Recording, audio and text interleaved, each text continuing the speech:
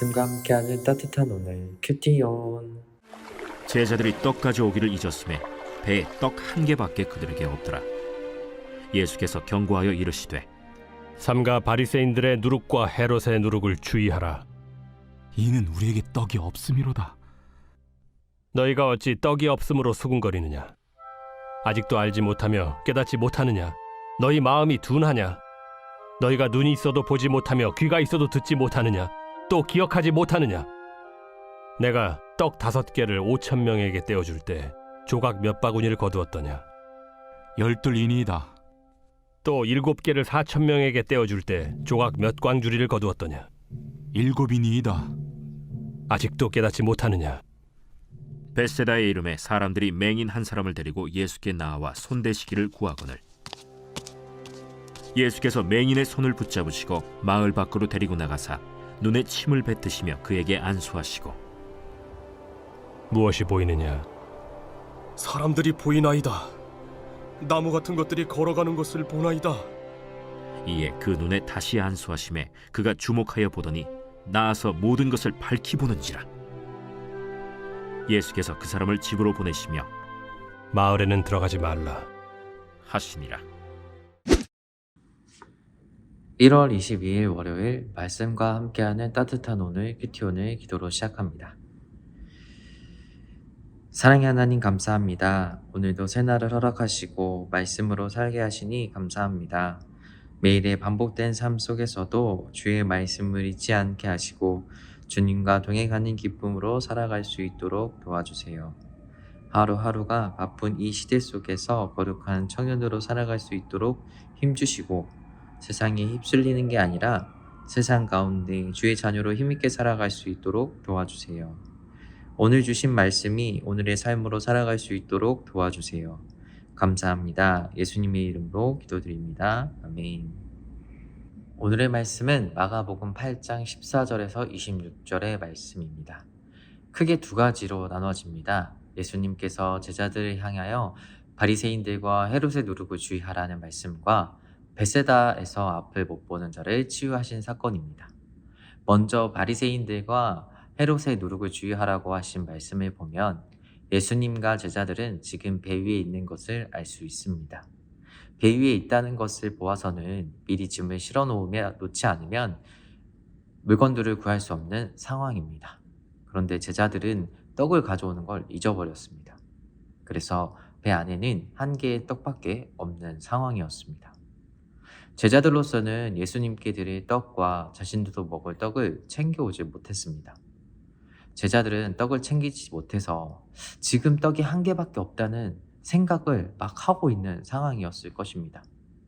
그때 예수님께서 제자들에게 말씀하십니다. 바리새인들과 헤롯의 누룩을 주의하라. 누룩은 밀가루 반죽에 넣어서 부풀어 오르게 하는데 사용됩니다. 바리새인들과 헤롯의 누룩에 주의하라는 말은 그들의 악한 영향을 받지 말고 그들을 주의하라는 말씀입니다. 그렇지만 제자들은 지금 어떤 생각이 이 이야기를 들었을 때 떠올랐을까요?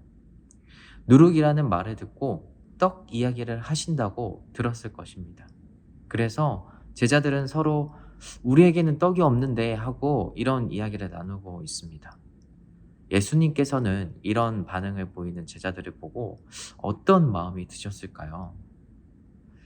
바쁘게 살아가고 있는 우리들, 그리고 큐티원을 보고 있는 여러분들 중에는 출근길 아니면 퇴근길에 많은 분들이 보고 계실 텐데요. 우리는 바쁜 와중에도 시간을 내서 말씀을 열심히 봅니다. 이런 것도 너무 중요합니다.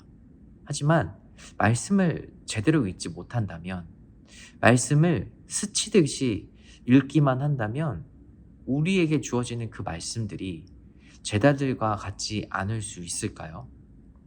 지금 나에게 처해진 바쁜 삶만 바라보고 현실의 상황만을 바라보고 낙담한다면 우리에게 전하시는 주님의 음성을 들을 수 있을까요?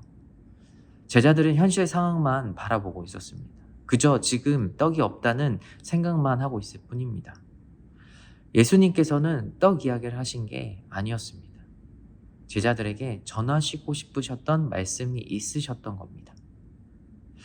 앞선 말씀들에서도 알 수 있듯이 하나님의 계명보다도 사람의 전통을 우선시하면서 사람의 계명을 지켜야 한다고 하기도 했고, 또 지금의 본문의 말씀 사건 앞에 있는 사건인 예수님을 시험하면서 표적을 보여줘야만 믿겠다고 하는 이 바리새인들의 위선과 독선적인 삶을 주의하라고 전하고 싶으셨던 것입니다. 그리고 헤롯을 따르는 무리들의 정치적이고 세속적인 그들의 삶을 주의하라고 전하시고 싶으셨던 것입니다. 이런 예수님의 가르침을 제자들은 알지 못했습니다. 그런 그들에게 너희들은 눈으로 보아도 내가 직접 가르쳐 주어도 깨닫지 못한다 말씀하십니다. 예수님은 함께 동행하는 제자들을 향해서 너희들이 깨닫지 못한다고 하십니다. 믿음이 없다고 하십니다. 실제로 가까이에서 예수님의 기적과 이사를 보고 또 듣고 경험하는 이 제자들도 잘 알지 못했습니다. 오늘의 우리는 어떤 모습으로 살고 있나요? 주님과 함께 한다고 말은 하지만 여전히 두려움 가운데 있고 걱정, 근심 가운데 살고 있진 않나요? 예수님은 직접 기억할 수 있도록 이 제자들에게 도움을 주십니다. 5,000명을 먹이신 사건을, 4,000명을 먹이셨던 사건을. 하지만 제자들은 여전히 예수님의 뜻을 알지 못했습니다. 이렇게 벳세다에서 앞을 못 보는 자를 고치시는 사건이 이어서 진행됩니다. 벳세다에 도착하자 앞을 보지 못하는 한 사람을 데리고 와서 구해달라고 예수님께 간구합니다. 예수님께서는 이 사람을 치유하시죠. 그런데 바로 한 번에 치유하시지 않고 2번에 걸쳐서 치유하시는 모습을 볼 수 있습니다. 앞서 2번에 5,000명을 먹이시고 또 4,000명을 먹이셨던 기적을 보고도 깨닫지 못했던 이 제자들의 모습을 이 모습을 통해서 볼 수 있었습니다. 우리와 함께 하시는 주님의 모습을 우리가 제대로 보지 못하고 그저 지금의 처한 상황에 걱정 근심만 하고 있진 않나요? 주님께서 나와 함께 하심을 경험하지 못하고 있진 않나요? 우리와 언제나 함께 한다고 하면서 오늘 나의 삶 가운데 함께 하시는 것을, 그리고 내 삶을 주관하시고 역사하심을 믿고 있나요? 오늘의 묵상 질문입니다. 주님이 나와 함께 하셨던 일은 어떤 일이 있었나요? 함께 기도하겠습니다.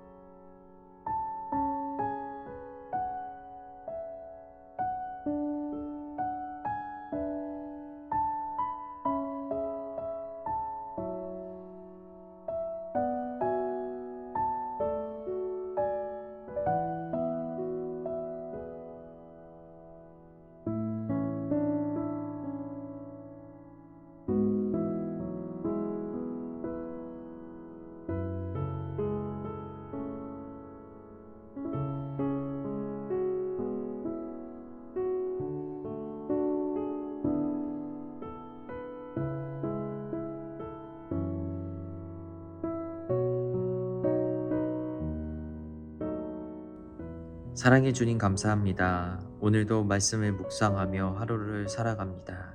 주님께서 나의 삶 가운데 역사하시며 동행하시는 일들을 그저 하나의 사건으로만 보내는 것이 아니라 주님의 능력을 기억하고 그 주님께서 나와 함께 하시며 나의 삶 가운데 동행하신다는 것을 기억하며 살 수 있게 도와주세요. 예수님의 이름으로 기도드립니다. 아멘.